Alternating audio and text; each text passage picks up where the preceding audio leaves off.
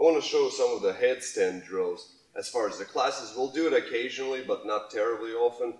And personally, I hardly ever do them, just because the need for them goes away after a while. But they're really important, because if we can't do these and we can't control our body through these positions, then do it in a handstand will be really hard, in the same sense that if we can't front squat well, then doing a squat clean well, probably not gonna happen.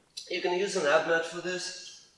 Just be mindful that if you fall, like your head will go here, but if you fall, you'll fall on the floor. It usually will be fine, but it won't be necessarily as comfortable. If you got the luxury, just use one of these mats. And so, also with the mats, it's a little bit easier to set up your hands. So if we're doing it with an ab mat, for our hands, we just want to form a tripod. So our hand and our head, there's at least a foot or so of distance in between. So if I was here, we don't want to be like in a straight line, we want to be offset. So if we're to set up something like this. And so with the mat, it's a little easy. You just put your hands off the mat and your head somewhere on the mat. And it'll form at least some degree of a triangle. And that's where we can start. Another reason too is that I don't like to do these drills, now that I'm thinking about it, is we put neck under quite a bit of pressure. And I don't know how you feel about it, but it's kind of, the risk-reward situation here might not necessarily be worth it. So whenever we do these as part of the class, I always tell people that if they're not comfortable, they don't want to participate. Like, this is fine to sit out. Because generally with the handstands, the pressure's on the wrist, but here is directly on our head. And it's just something to be mindful. Nothing ever happened. It's the same way if you're doing CrossFit for years and never gotten rhabdo. Doesn't mean the risk isn't there. Just something to be conscious of. Same way when we drive, you know, we don't get into accidents every day, but the risk is there. So here's what we're going to do. We're going to set up our hands, set up our head. And the first order of business, we're not even going to try any headstands or anything like that. We're going to do the frog stand variation. We're just going to climb the knees up on top of our elbows and just hang out here. And so that's our first step. If we can't do that, then we can just try putting some pressure here, putting some pressure onto our hands, and just hanging out here for a bit, maybe lifting one leg up, and that's about that. So that's first step. An intermediate drill that sometimes we do, sometimes we don't, is we can do this. We can go, once we're here, just lift one leg up, switch, and lift another leg up, switch. You need to hold it there for 5-10 seconds each leg, or just do a couple of switches back and forth. And a lot of people find that challenging because it challenges their flexibility quite a bit.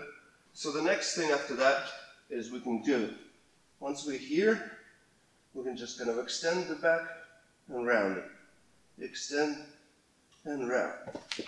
And the reason that part is so crucial, that everything we generally do in CrossFit, we do it with a flat back, whether it's deadlift or arch back, or we snatch or clean, or everything else we do. And so the gymnastics is one of the only few times where we're actually doing flexion and extension of the spine here under load that we normally don't do. Normally it's just extended and locked and braced in that position. And that's where a lot of that lack of awareness and lack of control comes from. So that's our first step. Obviously from here, once we're here, we can go all the way, then come back down, all the way, and come back down. And that's really all it is. Once they become easier too, these drills, like these single leg lift and the raising from the knees up, you don't really even have to do, but I want to show every single kind of step that we take if we're doing a class, because for a lot of folks this will be already super challenging, and we just don't want to start skipping ahead too far, and everybody can participate. And even if you're somewhat proficient with it, sometimes it's nice to check these spots to make sure they're on our blind spot, and we're not just rushing ahead with some kind of flaws still being there, because a lot of times we'll want to rush through the areas exactly that we suck at. So once that's done though, same thing here. We're just going to do, next one will do the same thing, but instead of having the knees here, just from the floor without any kick, try to extend all the way up and then come down, tap the floor, come up. And I like doing this in sets of 3 just because if it's only 1, a lot of times people will rush it and kind of flop over. If it's only 2, we can kind of cheat. By 3, it starts to get challenging, where we're kind of starting to get our groove on, and any more reps than that, it starts to become more cardio, and the technique will kind of start falling off, so we don't necessarily want to do that. So once you can do that, the next one is just like the handstand drills. We do a straddle. So we set up, we go here, and then just bring it together. We'll separate. As far as bringing it all the way up to here or just to here, it really doesn't make too much of a difference, because by that point it kind of is pretty easy. So as long as you can lift them up off the floor. If you need to bend your legs slightly off the floor, that's fine as well. Just don't kick. Like, we just don't want to kick up. But if we do need to a certain extent, our legs are bent, here's what we want to do. So if we're here, and our legs are kind of bent and we'll lift it up, then extend it as soon as you can, and on the way down, just try to stretch into it, and then maybe bend them last second. Come on, steps. And then the same thing here. And so this way we get a really good, nice stretch out of the whole situation. And the last one is, but instead of the straddle, we just do it single leg. Oh, sorry. Instead of the straddle, we do it double leg. So we just go here, straight leg. Boom, there we go. And the same thing 3 times.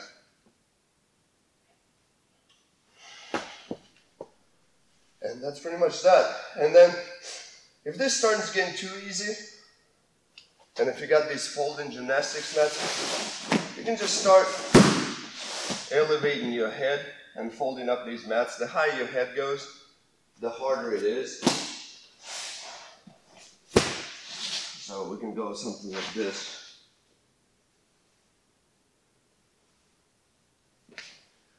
And that's quite a bit harder. And so that's something fun and challenging to do. But be mindful of it. There's quite a bit of pressure on your neck. Don't start just diving onto the deep end right away and be like, all right, tomorrow I'm going to crush the handstand and headstand. I'm going to do this every day until I get it. And then, a few weeks later, you're just like, it's just not going to be a really good situation. We want to have fun and progress. We don't want to just jack ourselves up in the overzealousness of it all. So hopefully that helps. If any of these positions are sketchy and unstable, practice them. They do develop relatively quickly. And then from there on, progressing to the handstand is really, like, they'll carry over tremendously to the handstand. It's balancing. You learn how to balance here better, you'll appreciate the balance better as well, and they'll kind of help each other out quite a lot. So hopefully that helps.